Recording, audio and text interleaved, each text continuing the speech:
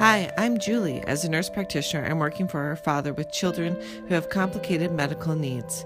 Hope you enjoy today's Snapshot podcast.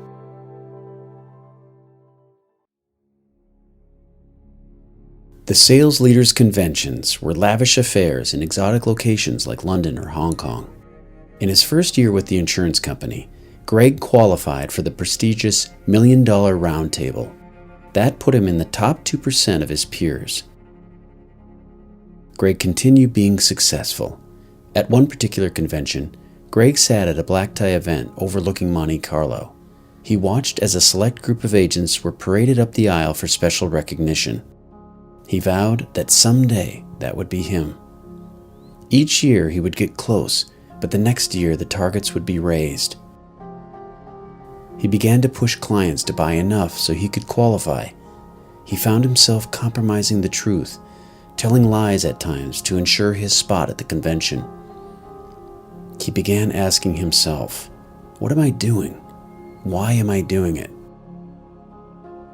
The success he was pursuing was a moving target and an illusion. Its emptiness was beginning to dawn on him. Worldly success was always just out of his grasp. Worse, all of the measures had nothing to do with what really mattered to his customers. Instead, they only measured what mattered to the corporation.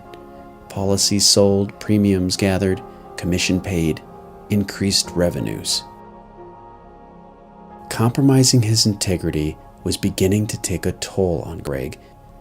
The artificial smile, the lack of self-respect, his relationship with his wife, children, and close friends, and his relationship with God.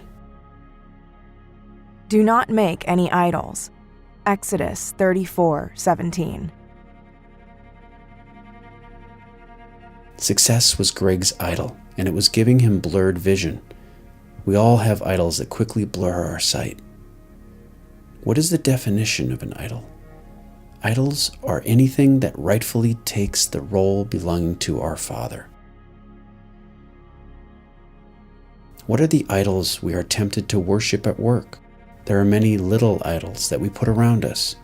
Like Greg, they could be our personal success or career. They can be our own comfort and convenience. They can be control or power. Idols pursuing success can cause us to compromise or obscure facts like Greg found himself doing. Idols of comfort and pleasure can keep us from working hard at work to have a fruitful and faithful career. Idols of control or power can lead us to overwork, becoming ruthless or manipulative with other people. For where your treasure is, there will your heart be also. Matthew 6:21. But these idols aren't the big issue. It's what lies behind them, that one big idol that keeps demanding to take God's rightful place, to determine what it will and won't do, to declare what is right and what is wrong. That idol, it's that idol with the capital I.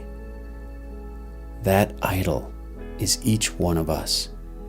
We easily fall into the same trap as Adam and Eve.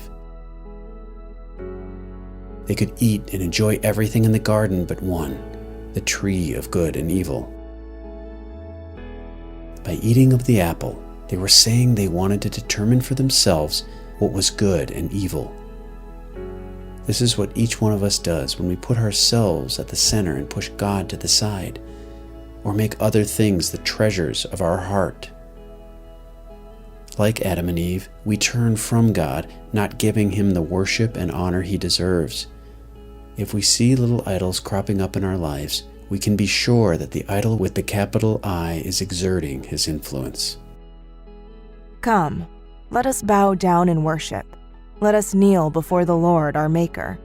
For He is our God, and we are the people of His pasture, the flock under His care. Psalm 95:6-7. But Jesus has clothed Himself in our humanity, which turned away from God. He offered Himself on our behalf to set us free from the hold that idol with the capital I has on us. Not only did He win back what was lost, but He gives us a share in the divine community to be co-workers in Christ. Father, thank you for the great gift of your Son, who has set me free from the ways I resist you and serve my own self-centered idol. Today I worship you and invite you once again to reign and rule in my life.